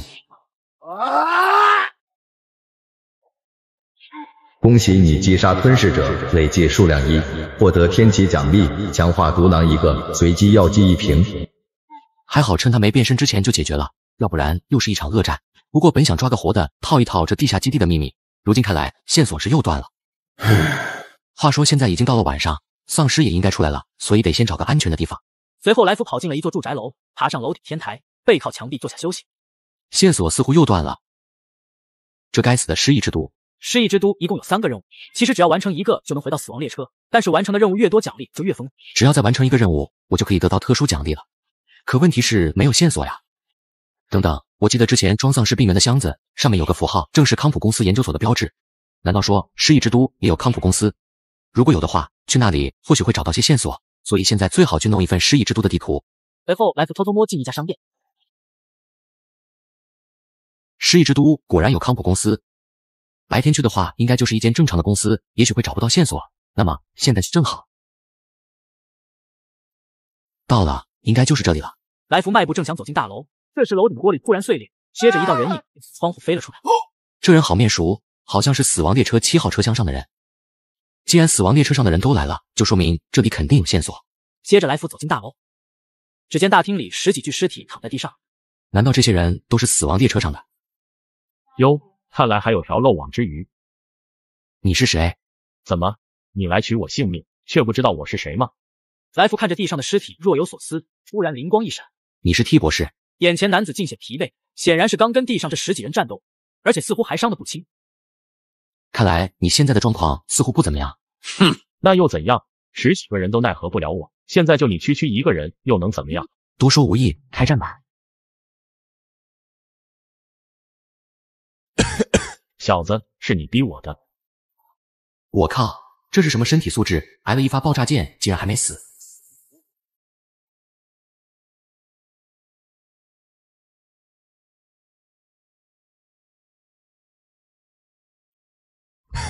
小子，是你逼我的。我靠，这是什么身体素质？挨了一发爆炸剑，竟然还没死。小子，我一天最多只能切换2次这种形态，而今天已经是第3次了，会付出什么代价我不知道，但是你今天必须死。靠，这是什么怪物？记得上一世没有遇到过这种变异体。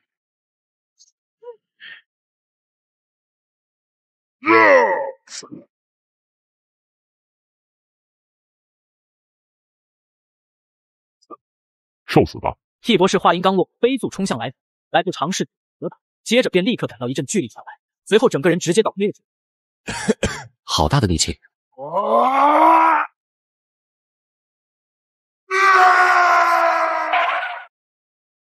这人疯了吗？来福话音刚落，T 博士又冲了过来。竟然有再生能力，还真是相当麻烦了。看来普通的攻击已经没用了，现在只能用这个了。来福将唯一剩下的一颗赤焰爆弹拿出，虽然有些心疼，但必须将 T 博士一击致命。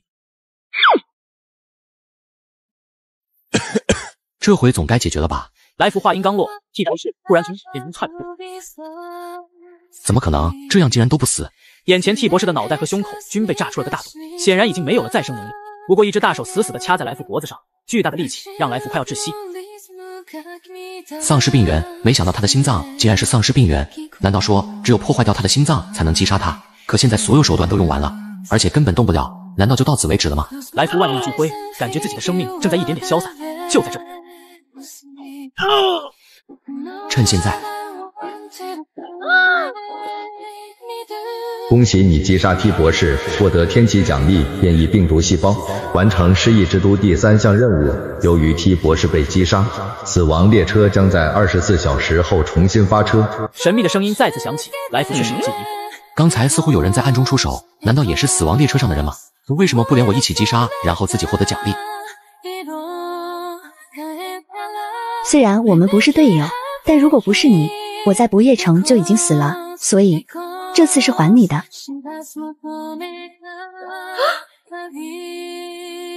不管怎么说，我还是太弱了，我得变得更强才行。在来福击杀 T 博士的同时，死亡列车一间豪华车厢内，混蛋，竟然敢坏我的好事！不过话说回来，死亡列车怎么第2站就到失忆之都了呢？难道这是警告吗？不管是不是警告，那小子都必须死。来福再次回到死亡列车，此时车上已有5、6人先到。这次伤得不轻，好在活着回到了车上。等到餐车开放，就可以去购买恢复药剂了。随后的24小时内，又陆续回来了不少人。欢迎回到死亡列车，我将带领大家继续开启求生之路。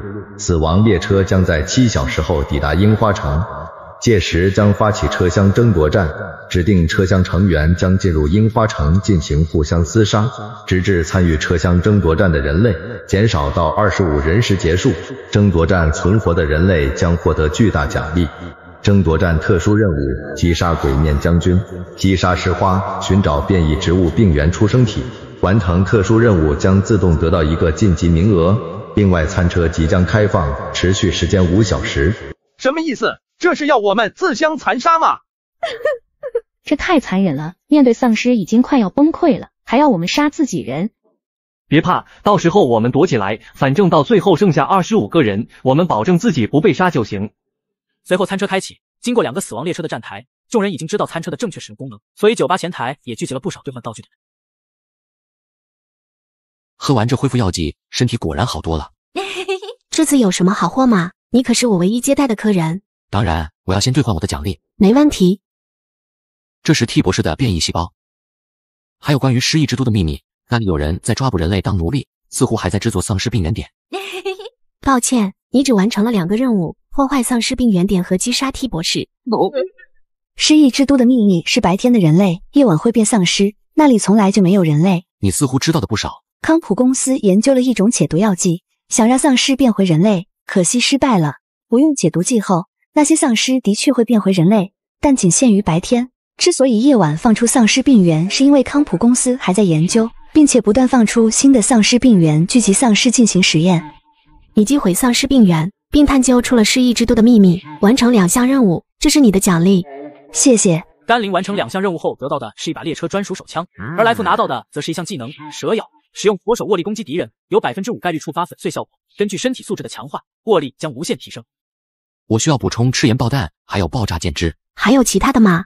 我还需要2把手枪，毕竟马上就要开启车厢争夺战了。我推荐这2把手枪，名为银色荆棘，30枚银骷髅。这枪果然方便。末日爆发丧尸危机，死亡列车下一站抵达樱花城。这枪果然方便。这枪名为银色荆棘，对丧尸有额外伤害效果，并且还有特殊技能，到时候你可以尝试一下。好，那么交易愉快。希望我们还能再见面。在抵达第4站台前，我们一定会再见面的。随后来福回到7号车厢，坐到了角落。这次我们要以车厢为单位，大家一起团结起来，争取都活到最后。又是组队吗？来福回想起前世被队友背刺的经历，对组队很是体面。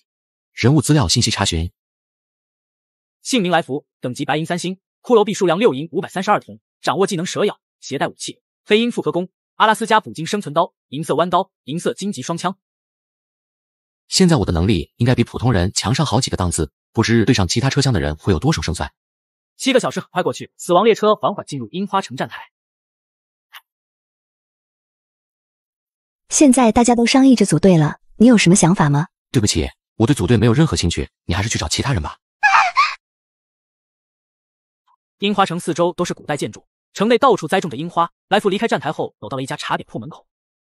现在公布死亡车厢站规则，交战区域限制为樱花城内，每12小时将出现限制区域，进入限制区30分钟未离开者将自然死亡。每3小时将随机公布3名成员位置，每6小时在随机位置刷新1次物资箱，届时公布刷新位置。最后祝大家能活下来，再见。丧尸，正好试试这银色荆棘的威力。没想到这枪的威力这么大。老大，这能行吗？我之前可是从来都没杀过人。你忘了列车的规则了吗？你不杀人就要被人杀。以咱们的实力，跟其他队伍硬碰硬肯定不行，所以咱们在这埋伏落单的人，杀人抢装备。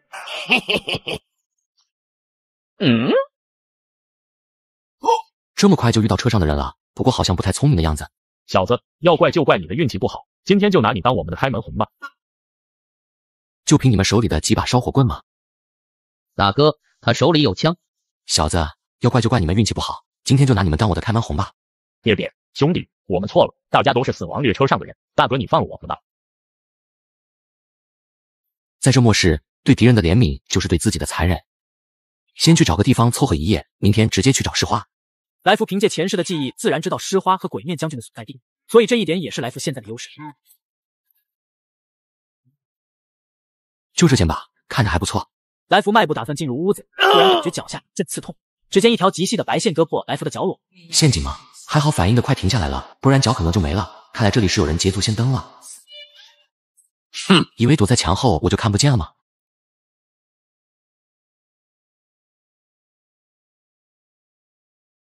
会布置陷阱，反应也很快，有点意思。来福开枪射击，只见一道人影如同鬼魅飞速跃出大门，随后来福紧紧追上。原来是你，我记得你好像叫白子林。眼前男子正是来福最初登上死亡列车时见到的几人之一，所以颇有印象。从第一眼看到你，我就知道你是个危险的家伙，你给我的感觉跟其他人都不一样。你跟那些废物也是不一样的。谢谢夸奖，可惜我们眼下注定要死一个。如此近的距离，两人心里都清楚，如果开枪，可能2人都会死，所以眼下形成了一个僵局。弟兄们，前面那2人不是我们车厢的，上，杀了他们！看来今天不是时候有人搅局。我也觉得，我们改日再战。接着2人很有默契的同时把枪放，然后分头逃跑。恭喜你击杀参战者，累计数量9。天色已晚，先找个地方住下，然后得寻思一下策略了。刚下车就跟人交手了3次，实在不怎么明智。随后来福又找了个房间躲藏。樱花城不像前2座城市，不会因为是夜晚丧尸就突然多起来。现在随机公布3人目前位置，分别为樱花城东南部茶楼、樱花城西南部医院、樱花城外平泉寺。呵呵，3个倒霉蛋，自求多福吧。另外6小时后，物资箱将在樱花城广场刷新，物资分别为食物、淡水，还有芬兰之星。我靠，芬兰之星，那可是能在2000米以外击杀猎物的高端狙击步枪。食物和淡水倒是其次，这把枪必须搞到。来福走出屋子，在解决完徘徊的丧尸后，便朝广场赶去。什么人？来福在不远处发现了一道人影，站在那里一动不动，显然对方也发现了来福。来福戴上星耀护目镜，这才看清前方是一个30多岁的男子，同样戴着护目镜，手拿一把重型机枪。如果在这开战，很可能会错过物资箱，还是先不要轻举妄动。来福一动不动，注视着前方的男人，对方也同样如此。真是麻烦，看来是只能开战了。末日爆发丧尸危机，死亡列车展开车厢征服战。该死，真是麻烦。男子见来福躲到墙后，便不再开枪。让你尝尝这个。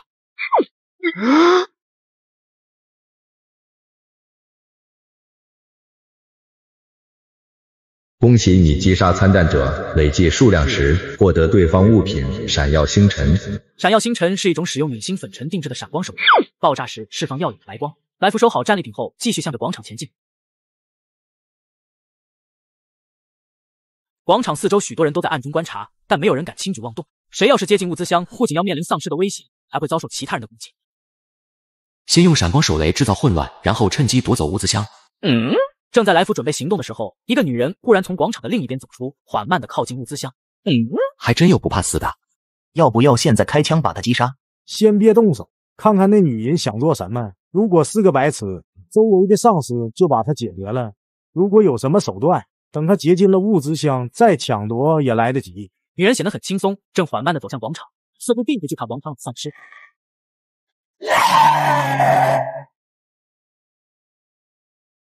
这是什么手段？完全没看见他出手。女人四周仿佛有无形的刀锋一般，周围的丧尸只要接近女人，便立刻身首异处。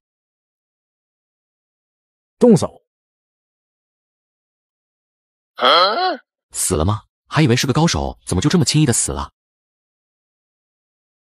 随着枪声的响起，躲在暗处的人都伏住，他们彼此互相射击，整个广场爆发了一场激烈的枪战。记得这小胖子也是7号车厢的。正在所有人激烈交战，一道人影突然冲向物资箱，只见之前倒下的女人忽然坐起。女人迅速打开箱子，无视了水和食物，提起芬兰之星，迅速往广场外逃去。好狡猾的女人，竟然是装死！哼，现在该轮到我上场了。来福将闪耀星辰掏出，朝着广场丢了出去，白炽的光芒瞬间让来福睁不开眼睛。有毛病吗？这不是诚心要放那女人跑吗？趁着大家都睁不开眼的间隙，来福朝着逃跑的方向追去。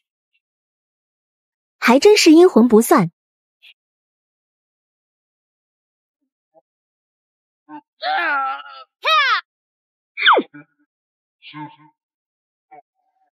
蛇咬，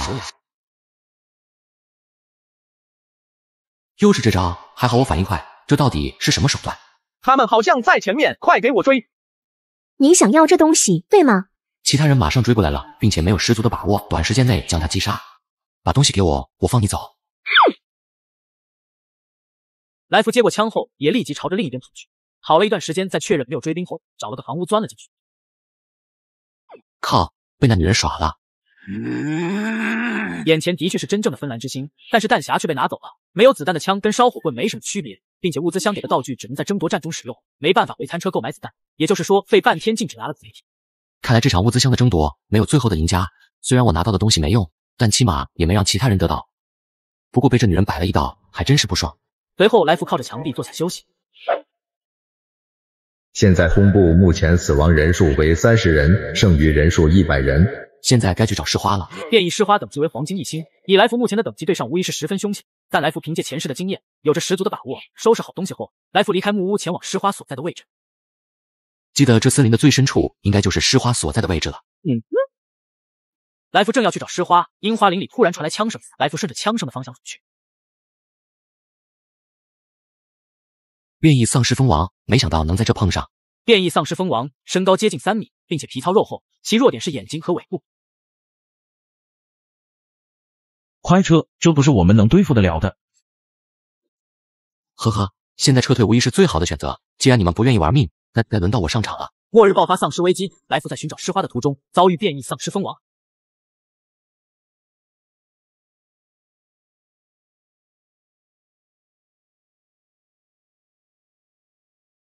突然袭击的一发爆炸剑，炸得丧尸蜂王一时间晕头转向。来福趁机掏出银色荆棘。丧尸蜂王在使用伪真攻击过后会短暂的愣住几秒，此时是他防御最薄弱的时候。趁现在。恭喜你击杀丧尸蜂王，累计数量1，获得天启奖励蜂王刺、蜂王血。来福收好奖励，正要离开的时候，身后突然传来脚步声。小子，你抢了我们的猎物！不是你们自己逃跑的吗？怎么成我抢你们猎物了？不管怎么说，是我们先发现的，而且我们为了他死了好几个弟兄，赶紧把战利品交出来，我们保证不杀你。我没听清，你可以再说一遍吗？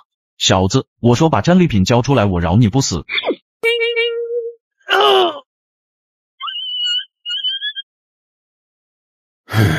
你们这么蠢是怎么活到现在的？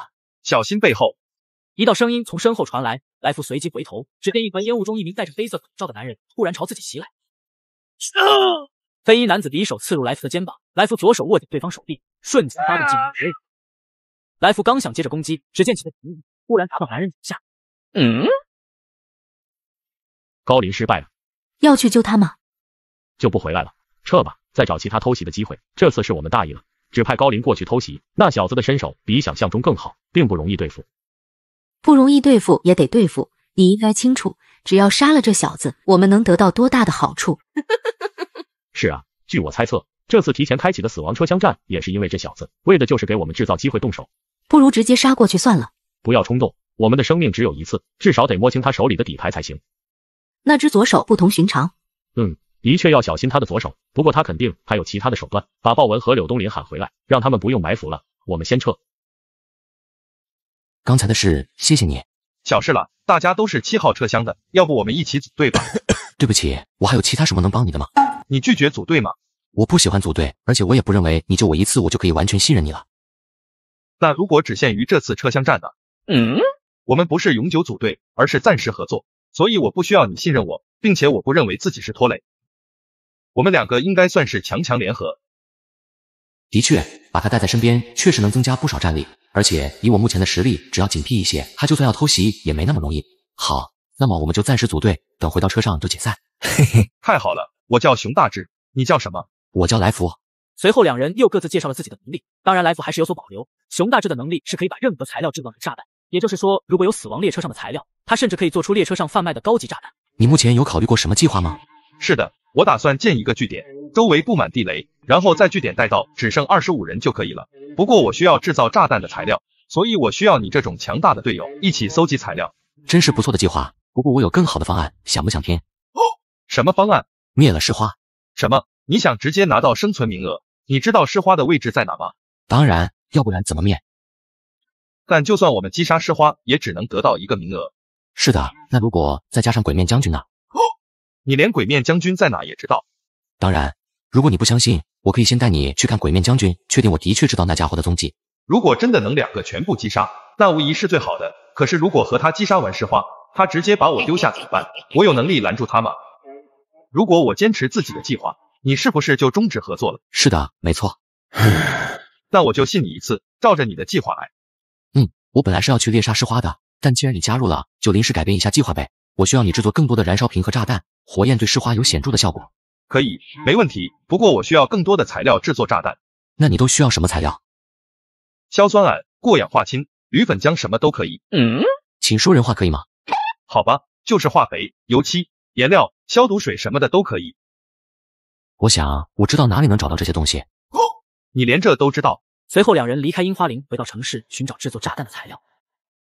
区域开始封锁，城南3条街道将无法进入，请待在该区域的人迅速撤离。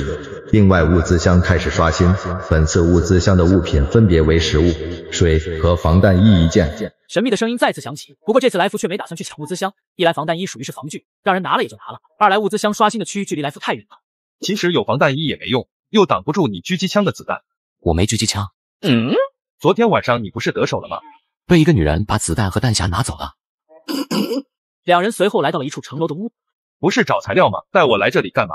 看，下面那个就是鬼面将军。末日爆发丧尸危机，人类只有登上死亡列车才有活下去的机会。紧接上集，来福击杀变异蜂王后与熊大志临时组队，并前往城市寻找制作炸弹的材料。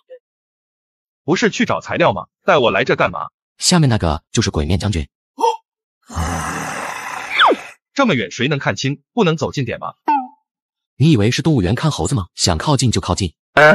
那就回头再说，眼下是不是该去找制作炸弹的材料了？是的，跟紧我，材料就在这座城楼里。随后来福带头进入城楼内部，犹如进出自己家一般，在里面七绕八绕。这也太牛了吧！就算是之前探索过这里，也不至于这么熟悉吧？到了，就是这里。这是什么地方？道具仓库。这座城楼以前是一座影视基地，用来拍电影跟电视剧的，里面有很多道具，所以我想在这里应该能找到你说的材料。你连这也知道？来福转身抬手将门拉开，突然一道威气窜出。把这家伙嘴掰开，让我把炸弹丢进去。不用。来福说完，立即拔出蛇眼，爬行者的脖子瞬间被来福扭断。我靠，你变态啊！这都能直接捏死。给你句忠告，别只红炸弹，多提升一下身体素质是有好处的。解决完爬行者后，两人进入道具仓库，只见里面足有7、8只麻木丧尸呆呆站在原地。嘿嘿，一路走好啊。嘿嘿，不管怎么说，炸弹还是有点用处的。就在这时，2头丧尸犬突然窜了出来。这是裂变犬，打赢3星的实力，若不是有这把银色荆棘，打起来还是相当费力的。骨魔等级为白银5星，是裂变犬的异变体，可使用舌头和骨刺攻击。此时熊大志不知从哪掏出一个金属圆盘，朝着骨魔丢了过去。圆盘的爆炸虽然没对骨魔造成实质性的伤害，但也将其炸了一个踉跄。熊大志紧接着又是几个燃烧瓶扔出。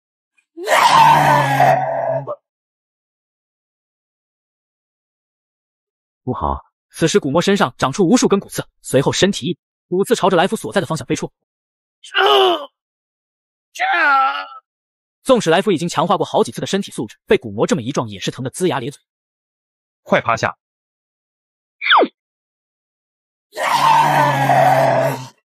我靠，变态啊！这都炸不死。爆炸对这家伙是没用的，他外面的皮肤非常坚硬，除非直接把炸弹塞进这家伙嘴里。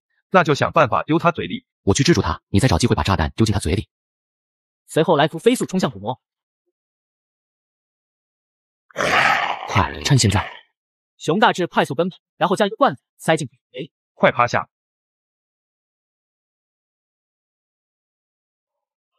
终于把那家伙弄死了。你听到那个神秘的声音了吗？不好，没有那声音，那家伙还……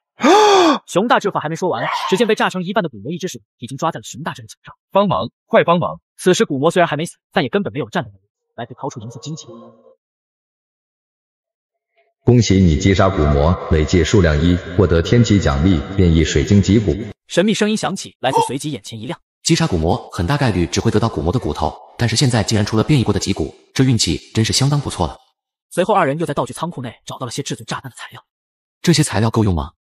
不少东西都能用，不过这里多半拍摄的是古装，不然应该能找到更多的。够用就行，我们不着急离开，暂时躲在这里也行。其他人不太有可能找到这里来，你可以慢慢挑，或者在这制作炸弹也可以。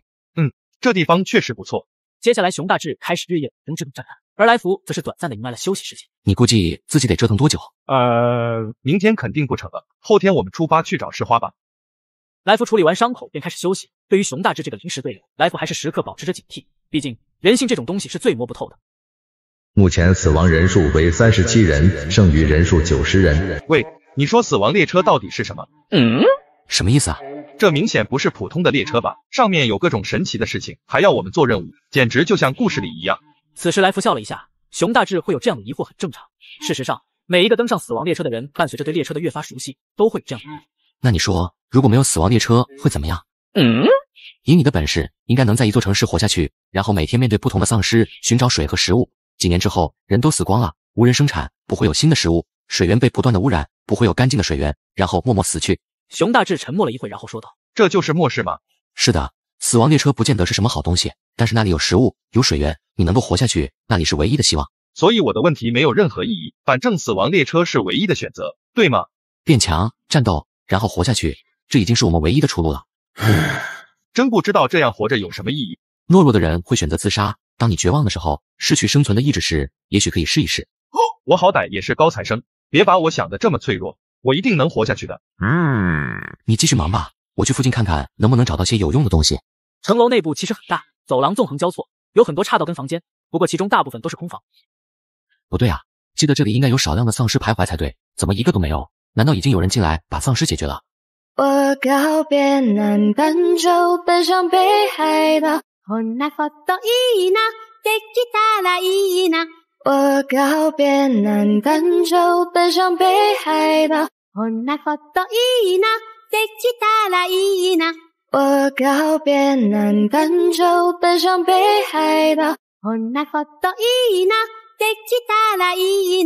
我告别南半球，奔向北海。